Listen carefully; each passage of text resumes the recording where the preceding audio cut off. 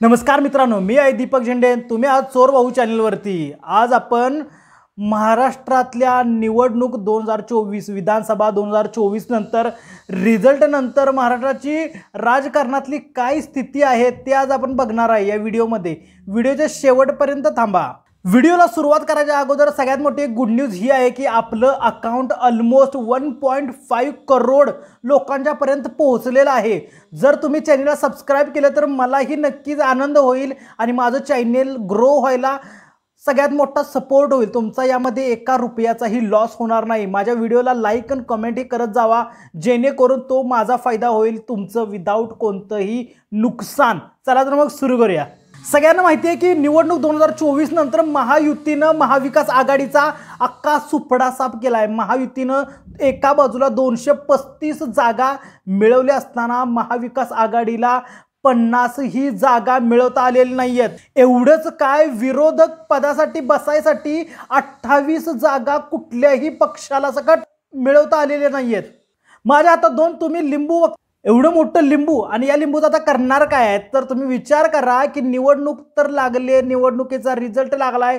सगळ्यांना माहिती आहे की बीजेपीनं स्वतः एक हाती सत्ता पलटवलेली आहे.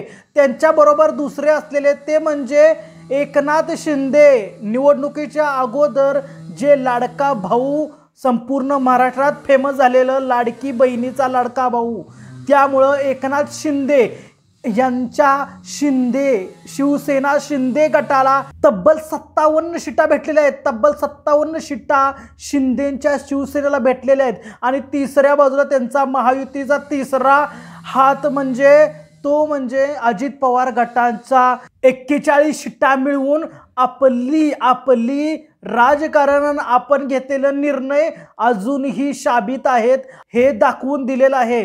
त्यामुळं आता महायुतीनं महाविकास आघाडीचा अख्खा सुपडा साफ केलाय. पण आता महायुतीचं काय, महायुतीमध्ये मुख्यमंत्री पद कोणाला जाणार हे महायुतीमधले तिन्ही पक्ष आजही कुठेतरी कन्फ्यूज आहेत, कुठेतरी शब्दांचे वाचावाच होत आहे. आणि ही आपण बघणार आहे की ॲक्च्युली आता कंडिशन काय आहे.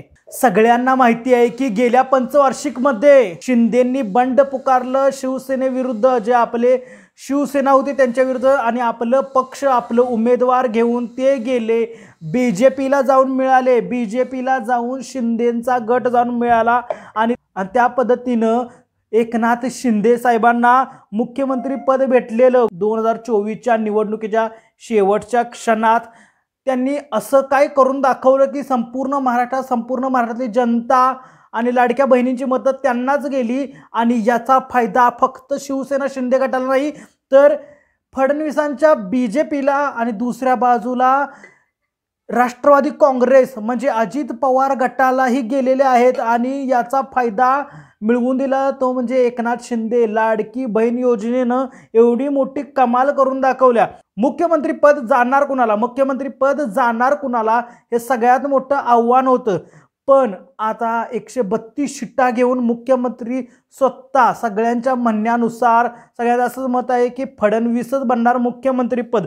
त्यामुळं कदाचित फडणवीस मुख्यमंत्री पदाच्या रेसमध्ये सगळ्यात पुढे आले आणि एकनाथ शिंदे साईडला येऊन पडले. देवेंद्र फडणवीसांच्याकडे जर जात असेल तर नक्कीच मुख्यमंत्र्यांसाठी हा आंबा सगळ्यात मोठा पडलेला आहे. तो म्हणजे देवेंद्र फडणवीस यांना मुख्यमंत्री पुन्हा एकदा होताना दिसत आहेत. आणि त्याचबरोबर दुसऱ्या बाजूला शिंदे गटाचे एकनाथ शिंदे आणि अजित पवार गटाचे स्वतः अजितदादा पवार. आता या दोघांनाही काही मंत्रिपद भेटणार होतीत कदाचित, पण आताच्या कंडिशन अशी आहे की दोघांना द्यायचं काय, तर दिल्लीवरून आदेश आल्यानंतर या दोघांना उपमुख्यमंत्रीपद भेटण्यात येणार आहे. पण सगळ्यात मोठा आंबा पडणार कोणाला आहे, गृहमंत्री. गृह खातं जाणार कोणाला आहे, ज्याच्याकडून संपूर्ण महाराष्ट्राचा कारभार हलणार आहे. तर हे मंत्रीपद जाणार कोणाला आहे जरा आता आपण बघणार आहे. मुख्यमंत्रीपद देवेंद्र फडणवीस यांच्याकडे गेल्यानंतर हा गृह खात्याचा, अर्थ खात्याचा आंबा कुणाला पडणार, एकनाथ शिंदे का अजित पवार गटाला. कारण दिल्लीवरून आदेश जसा आलाय की एक मुख्यमंत्री आणि 2 उपमुख्यमंत्री आज महाराष्ट्रात आपल्याला बघायला भेटणार आहेत आणि त्याच पद्धतीनं हे गृह खातं आणि अर्थ खातं हा सगळ्यात मोठा आंबा जाणार कोणाला आहे तर ॲक्च्युली आता एकनाथ शिंदे यांनी आम्हाला मुख्यमंत्री पद नको, आम्ही मुख्यमंत्री पद सोडतो, त्याच्याऐवजी आम्हाला गृह खातं आणि अर्थ खातं हे 2 खाती आम्हाला द्यावीत असं सगळ्यात मोठी मागणी केलेली आहे. कारण त्यांच्याकडे पण जवळजवळ 47 शिट्टा आहेत आणि त्याचबरोबर 12 मंत्रिपदांची मागणी एकनाथ शिंदे यांनी केलेली आहे. आता दुसऱ्या बाजूला एवढं सगळं झालं असताना अजित पवार गट अजूनही शांत बसलेला आहे. अजित पवार गट शांत का बसलेला आहे? कारण यांच्याकडं जवळजवळ 41 शिट्टा आहेत. 41 शिट्टा अजित पवार गटाकडे आहेत, पण त्यांना माहिती आहे की हे दोन्ही पक्ष स्वतःच्या जीवावरती अजित पवार गटाला साईडला काढून स्वतःच्या जीवावरती सत्ता स्थापन करू शकतात आणि भले अजित पवार गट पुन्हा महाविकास आघाडीकडे जरी गेला तरीही तो सत्ता स्थापन करू शकत नाही. त्यामुळं अजित पवार गट अजूनही शांत आहे. अजून अजित पवार दादांना कदाचित उपमुख्यमंत्र्याची वर्णी लागणारच हे 100% आहे. कायम त्यांनी हेच केले, पाठीमागे 10 वर्षात उपमुख्यमंत्री पद भूषवलेलंच आहे आणि त्यामुळं कदाचित त्याच्याबरोबर ते आणखीन काय मागतायत महाराष्ट्राच्या विधानसभेच्या निवडणुकीनंतर हे सगळ्यात मोठं पाहणं गरजेचं आहे.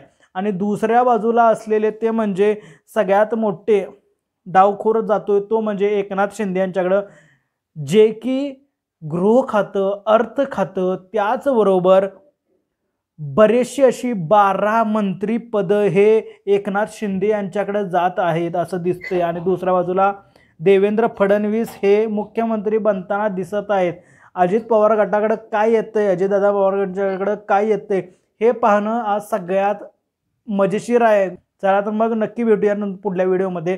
तोपर्यंत व्हिडिओला लाईक आणि कमेंट करायला विसरू नका. तोपर्यंत धन्यवाद.